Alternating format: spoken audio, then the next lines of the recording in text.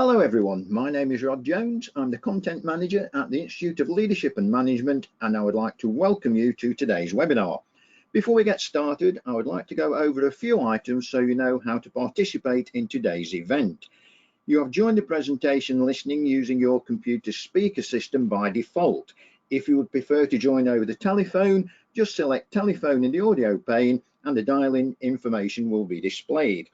You will have the opportunity to submit text questions by typing your questions into the questions pane of the control panel. You may send in your questions at any time during the presentation. We will collect these and address them during the Q&A session at the end of today's presentation.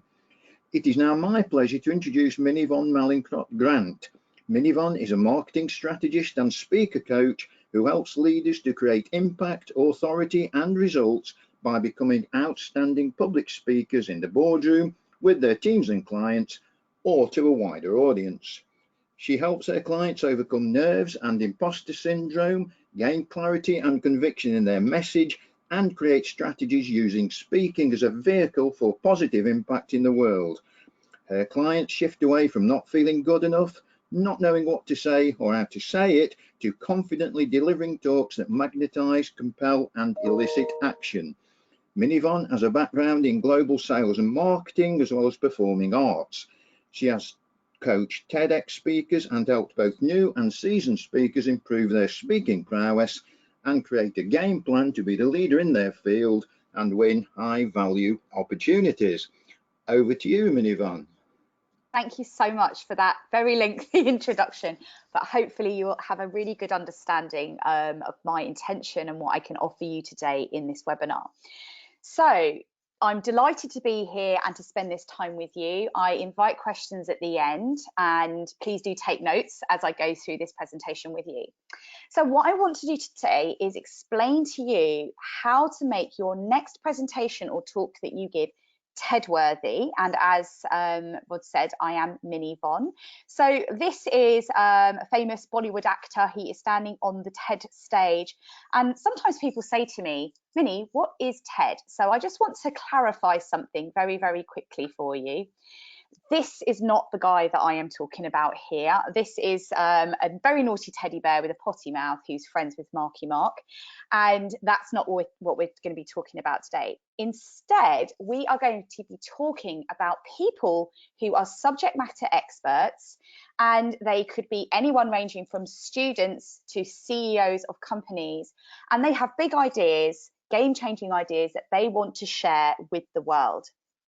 Now, I'm showing you these pictures here just to give you a flavour and example of some of the people and clients I have worked with.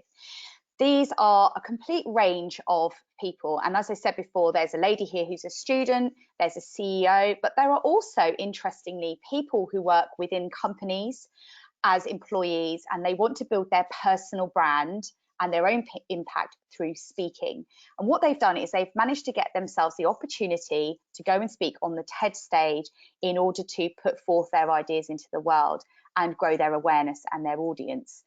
Now, I want you to also understand something. This isn't about you feeling pressurized to go and get a TED talk. That's not what the intention of this presentation is today. Instead, my intention is to show you some of the speaker secrets that I have helped my clients use when they go on the TED stage that they can actually take back into their own lives for any talk that they need to give, but most importantly for those talks that offer high stakes solutions to high stakes problems. So that could be used for you in work. It could be used at your next team meeting. It could be used if you want to speak to the board. So these are some of the secrets that I want to impart to you today that you can steal and use immediately. So let's begin. Now, there are 3 goals that I want to explain to you today. And I want to explain these to you in the context of what is it about TED Talks that make them so popular and how have they been so successful? Now, just to give you a little bit of background before I go into these 3 goals.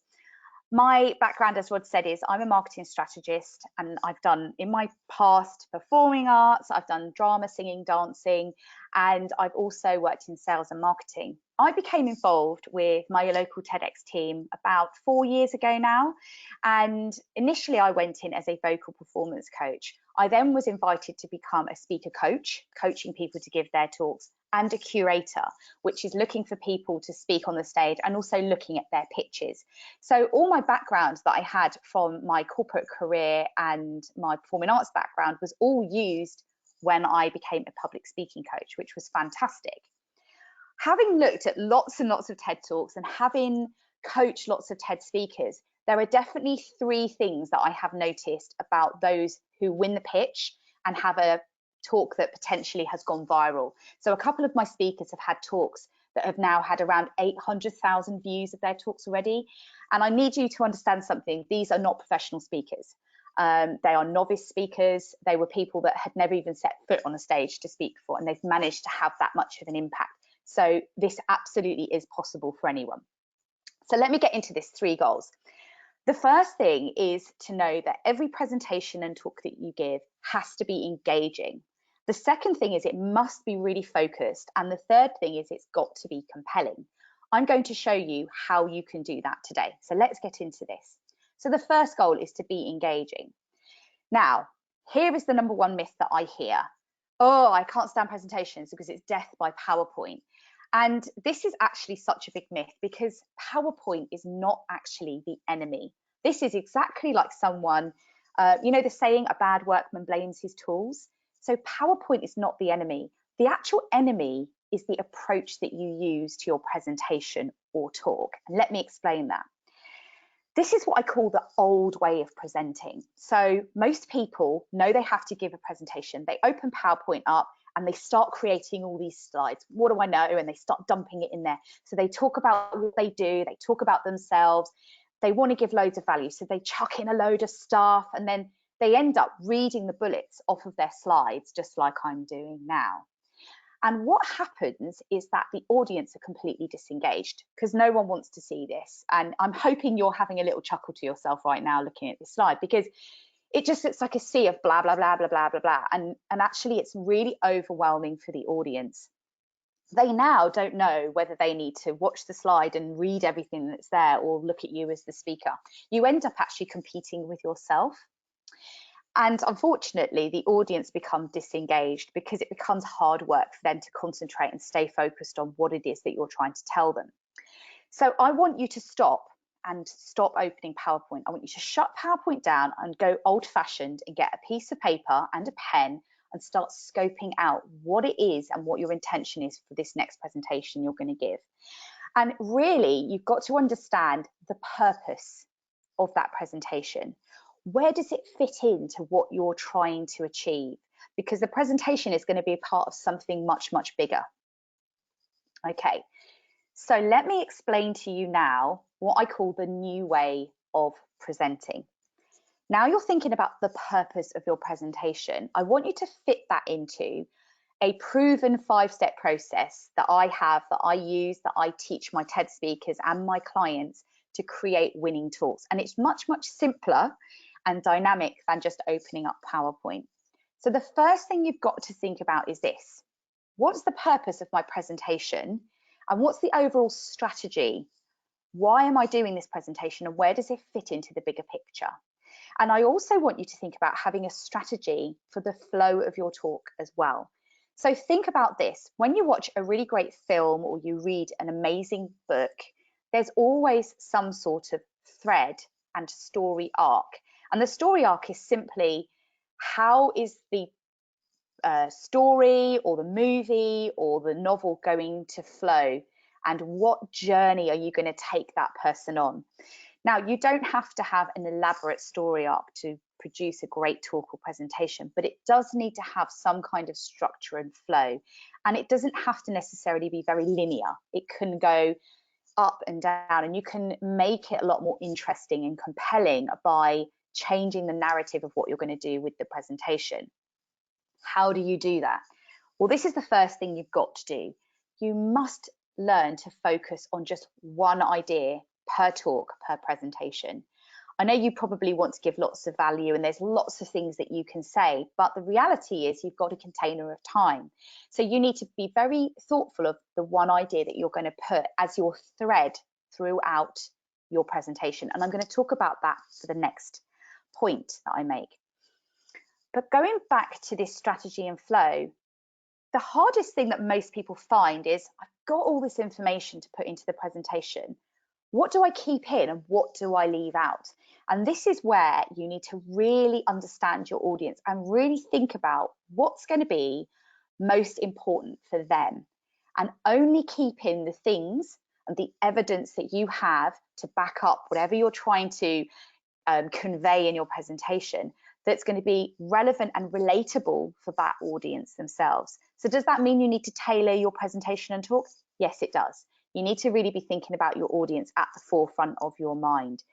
Anything else in there, if it's just something you want to tell the audience and it's not relevant and relatable, you're going to have to take it out and kill your darlings in order to keep that presentation really succinct and on point. The fourth step is this.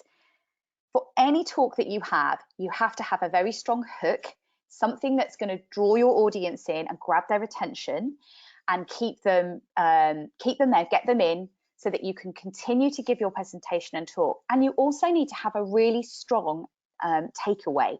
They need to know exactly what they're supposed to be doing by the end of your presentation and talk. What's the purpose of the presentation and what's the takeaway that gets them to move towards that next goal that you have for them? And finally, look at your results. When you give your talks and presentations, ask for feedback. Understand what it is, what areas are you testing in your talk and presentation, and feed that straight back into the cycle again for the strategy and flow for next time. Hope that makes sense for you. So number two, second goal, keeping things focused. This is quite tricky for most people. They end up having lots of different ideas that they want to talk about. And the reality is you can only really keep people's attention on one idea and have that pervade your presentation and talk as a theme or a through line. So really think about what that idea is. Now you might be there thinking, okay, how do I choose the right single idea for my next talk or presentation? This is what you've got to think about. Your job is to be a bit disruptive. Now, you don't have to be overly controversial. You don't have to be offensive. I know some people can think, oh, I've got to be really controversial and really throw the cat amongst the pigeons. Yes, you do to a certain extent, but what you actually want to do is awaken your audience from their current paradigm. And how you do that is to disrupt with the highest value idea. So when you think about your audience, look at their problems that they may have or the idea that you want to convey to them, and think about the biggest problem that they have. And then really think about, what do they think right now about that problem? Where is their current paradigm? Because the reality is you've got to meet them where they're at. You need to go to them, you need to hold their hand, and you need to take them on this journey with you. The other thing that you really need to consider is this solution or idea that you're going to be talking to them about. You're going to be selling them this idea. You're going to be trying to persuade them and convince them on this idea or solution. So what's the opportunity that they can have in front of them? They might not be able to see that opportunity. It's your job to spell that out to them. And it's also your job to spell out the cost of not acting upon that opportunity. There's two sides to every coin. So what's the opportunity and what's the opportunity cost? And that will lead nicely into the next phase, which is your solution and why they need to act upon it now. These are linked to the opportunity and the opportunity cost. I hope you're keeping up, and I hope this all makes sense to you. So finally, how do you make your talk really, really compelling? You may have heard that it's all about storytelling. And often my clients will come to me and they'll say, well, I'm not a motivational speaker, so I don't want to go and tell my kind of sob story, my rag to riches story.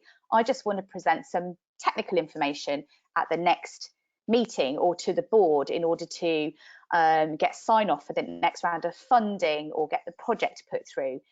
How on earth am I supposed to use storytelling in order to create that level of emotional connection, but also without oversharing? And this is what you need to think about. The journey of discovery is a story in itself. You can always come back to looking at how you reached the conclusions that you got to around the idea that you have. What did you discover on the way? What paths did you go down? Because believe me, and as you probably know, the path to success is via failure. So what does that look like? And that's where you can really bring in your ideas and have that emotional connection with your audience through storytelling. So what does that look like? So I want to give you a couple of examples of speakers that I worked with. They happen to be people that spoke on the TED stage. So I want to explain the process that I went through with them as well. So this is a lady here called Ayla. Ayla's a lovely lady. She lives in America. She's Turkish. And she wanted to have a talk that she could use to spread her message about this innovative technology that she's created and now sells to pharmaceutical companies and laboratories. So when we got talking about what she does, it was initially very technical. She was telling me all about this technology she has. In a nutshell, her company create these 3D cells, and they take the patient's own stem cells, they pop them into these 3D cells in a culture medium, and they grow heart cells through that culture medium. And the reason they do that is they have these beating heart cells, and what they can do is test chemotherapy drugs and various other drugs on those cells directly and mitigate the need for not only animal testing and waiting to see whether the drug will actually work, but they can actually see how much damage that particular drug protocol will do to that patient on their cardiac tissue. So I won't go into the complete ins and outs of that, and I can give you the link and show you where her talk is afterwards. But her talk could have fallen into the trap of being very technical, where people just really wouldn't understand what she was talking about. And in fact, the rest of the TED team said, "We don't get it, Minnie. Can you make sure that she can convey this talk in a way that everyone can understand?" And I knew that I could absolutely do that. One of the key pivotal things about me creating this talk with her was understanding what actually motivates her to do what she does. How did she get into this? What motivated her? And she told me the story about how her father had died of a heart attack in his 50s, and how that completely changed the trajectory of her life, because her father was the sole breadwinner. Her mum was a stay-at-home mum. She actually then felt the pressure to go out and become the sole breadwinner for the family. And that's what she did. So from adversity and tragedy, actually it pushed her to go down a different path that she thought she would go down. And actually, just interweaving that small piece of the story at the beginning of her talk, which set the scene of like who she is and what motivates her and why she does what she does, was enough to allow the audience to engage with her and think, okay, I understand why you're doing this, and I see that there's a personal journey here for you. What she then managed to do throughout her talk was talk about some of the families and children who had had cancer that had used her technology in order to be given the right drug treatments in order not end up having a problem with their heart in 5 years' time. She said it was a bit like robbing Peter to pay Paul, where a child would be cured of cancer, but then 5 years later they'd have premature cardiac issues. It was just a cruel double blow. So her talk came out to be a really inspiring talk where people could actually understand what it is she did and how her technology could save lives. And at the same time, they could start to relate to it. Maybe someone they knew had had cancer, maybe someone they knew had had a heart attack. So it started to be very relevant for them as an audience. The next idea I want to give you here is this lovely guy called Siddhartha. Now, Siddhartha, unlike Ayla, he's not the CEO of a company. He's actually an employee that works for an automotive organisation in the Midlands in the UK. And he had some really fantastic facts and statistics that he wanted to put into his presentation. The problem with it is that it ended up being a kind of sea of facts and statistics, and that's what all it was. And I could see that people would probably disengage after a couple of minutes. Again, what we wanted to do with him, and he was doing this talk very much to not only tell the world about his passion, which is automotive and autonomous vehicle safety, but also explain how autonomous vehicles will impact everybody, the grander population of people who drive cars. Now, when he came to me, again, I inquired, how did you get into this? What's the story behind you? And he told me this lovely story, and this picture of him when he was a little kid, so cute. He had a complete love of toy cars when he was a child. And as he got older, he realized that there was this terrible death rate in India from vehicle safety not being implemented enough. So he had a real passion to speak to people about this subject, but also this is what drove him to choose the career that he had chosen. And does lots of speaking now. He's won lots of awards. He's really building his own personal brand based around his own values and his own story. But what I want to explain to you about this chap's talk is that a lot of the facts and statistics he included didn't mean anything to the audience. So I wanted him to make sure that he could actually use analogies and leverage descriptive language in order to connect the audience and get them to resonate with what he was saying. His talk at times was quite funny because one of the things he said, which was more of a tragedy, was 150,000 people die on the roads in India. I think it was every day or every week. And I actually said to him, you're from India, but you're speaking to a UK audience. So let's turn that into the population of a town or city in England so that people can sort of relate to that. And he came up with this being the population of Oxford. The other idea that he had was his question was, how safe does a driverless car need to be? And my initial answer was 100% safe, because in my mind, a driverless car was this pod thing you got into and then you shut the door and it drove you places and you could maybe have a sleep or read the papers. And he said that's not actually what autonomous vehicle safety is about. So he educated me on that, and I said to him, you've got to make sure you convey that to the audience as well. So some of the questions we had were, how are you going to know it's safe? And he said, well, you've got to test it. You need to drive the car in various conditions. But the problem is you need to drive the car so many millions of miles. And the first question I had was, well, isn't the car going to break down before you even get to test it? How are you going to know it's safe? And he said, yeah, it would absolutely break down. And then I said to him, so, how do I wrap my head around this millions and millions of miles? How many times to the moon is that and back? And it was like 1,000 and something times. It was just ridiculous. And actually, when he explained that the issues around testing for vehicle safety were around these ridiculous numbers that no one could actually do, the audience started laughing because they realized how absurd it was. And his whole talk was the approach that they took to overcome some of these really big challenges around autonomous vehicle safety. So I hope that gives you some ideas. If you've got a talk that you need to give that's maybe a bit more technical, or it's not appropriate for you to tell too much of your own personal story, think about the journey of discovery of how you came to the conclusion that you came to, and input some of that into your presentation as well. Now, finally, to wrap up, I want to give you a little bit of a framework here that you can use, and it's what I call the 4 C's of compelling presentations. So when you're thinking about your presentation, make sure that when you've got your talk laid out, and you can use slides or not use slides, that's absolutely optional for you as well. But it's more about the creation of the talk and knowing whether it hits these points. The first thing I want you to really think about is, am I genuinely connecting with the audience here?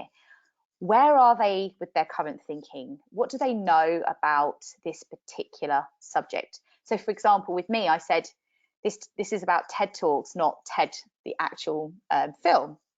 Because sometimes people ask me that question and I realize they're not there, they don't even know what TED is, so they wouldn't have a framework or something to reference there. So make sure you're meeting your audience where they are with their current thinking and also their current mindset and beliefs about the subject you're going to speak about. Secondly, this is really, really important. Your job is to challenge the audience. Your job is to go in there and help them see a different angle, help position something in a different way, so that it doesn't just sound like something they've already heard and they switch off mentally from that narrative. If you can think about busting myths, if you can think about challenging the status quo, and if you can think about explaining the opportunity and the opportunity cost, you're going to put yourself in a better position where you can actually get them thinking and coming up with their own ideas and questions as well. And this leads me nicely on to the third C, which is create curiosity in your audience. So storytelling is a brilliant way of doing this. Storytelling allows you to connect emotionally with your audience, but it also allows the audience to start thinking and sparking their own imagination and visualizing what this might look like for them. And what it also does is you don't have to give them all of the answers. You just have to give them enough information to have them leave wanting to ask questions and to learn more and deepen in their understanding as well. That's where you can create a conversation. And finally, when you conclude, make sure that you have something where you can ask your audience to take action. Now, your presentation or talk might be done to pitch something, and then your call to action may be more around where you're trying to sell an idea or a product or a service. But often it's not that in itself. The presentation is part of a bigger strategy and a bigger picture. Your presentation's job is to just ask them to take that next step with you. Don't leave it to chance. Don't leave it to let them think, you know, that's the end of the presentation. You need to tell them what you want them to do and make it really, really clear. And that nicely leads on to me asking you to take some action with me. So I hope that you have found this webinar interesting. I really hope you have lots of questions, and I would love to connect with you because I always want to learn more about what my audience are looking for and how I can help them. There's two ways that you can do this. You can either send me an email at hello@minivon.com, or you can connect with me on LinkedIn. My handle is @minivon.com, and I'm really looking forward to taking questions from you now. If you need any more information from me, I have lots of resources that I can discuss with you personally. I know sometimes people don't want to ask questions because they feel that they don't want to have that ask that question in front of a group, and that's absolutely fine. So this is why I'm giving you the opportunity for you to contact me directly and we can have a personal conversation. So I'm absolutely delighted to have been here today. Please do let me know what questions you have. Thank you very much, Minivon. That was an extremely engaging and informative presentation. The first comment is we're having some really nice comments coming through, like, thank you for making this such a good presentation. I enjoyed that very much. I appreciate it. It was very well paced and purposeful. So thank you. Now, thank you. If we take a question, you talked about analysing results as the end part of your process. How would you give constructive feedback to someone who has, shall we say, given a disappointing presentation that you've witnessed? So this is always a tricky one because I feel that sometimes you can go and say, oh, that was good, but you know, that wasn't so great. And the person who's just given that talk is coming off feeling a range of emotions. So when you're trying to talk to somebody who's in a certain emotional state, and it could be they think it went amazingly well and they're feeling all pumped, or they could be thinking, oh gosh, I didn't do a very good job of that, but you thought their presentation was brilliant. So you don't know what emotional state they're going to be in, and trying to give them some logical feedback when they're in an emotional state, it's just not going to work. So my advice is this: I would wait for them to come off and do whatever, and go and speak to them and say, oh, it's so lovely to see your presentation today. Oh, how do you feel it went? And just start asking them very open questions. Go for the coaching approach rather than the feedback approach, and open them very open questions like, how do you feel that went? And how long did it take you to create that presentation? What did you want to get across to the audience today? What was your big point that you wanted to get across? How do you feel it went? What do you think you might do differently next time? By allowing that speaker to actually have to say it out loud, what you do is you open up that dialogue, but you allow them to hear their own words out loud rather than in their head. And that will allow them to then think about what they've just done with their talk and presentation. And they will probably say to you, but what did you think? How did you find it? And that's when you're able to say, I found it really good. I like these parts. Just to give you some constructive feedback. Next time you do it, I would maybe consider this or that, or I wasn't quite sure what the one idea was, or I got a little bit lost at that point in the presentation. So give them very constructive feedback. Take notes and make sure that it's things that they can action, that they can actually do something about. If they're really dismal and it's not great, again, I think you need to gauge how they found doing that presentation themselves. Your job really is to gauge how open they are to the feedback. If they are open and you feel that they need a fair bit of training and support, you can maybe say that, you know, oh, I watched an amazing training the other day, or I read this great article about presentations. Shall I send it to you? So you have to, I think the softly approach really is the one that you need to go for. Because you don't want to upset people at the end of the day, but at the same time, you need to give them something constructive that they can use moving forward. Okay, thank you very much. Unfortunately, we have run out of time and questions are still coming through, but you have actually got your contact details there, and it's okay for people to email you with their questions. Absolutely. Anyone who has a question today that hasn't been answered, please take down my email and my LinkedIn. You can either direct message me on LinkedIn or you can email me, and I am happy to answer all your questions and come back to you. And yeah, you know, I'm here as to help you make sure that your next presentation you give is going to be really impactful and get the results that you're looking for.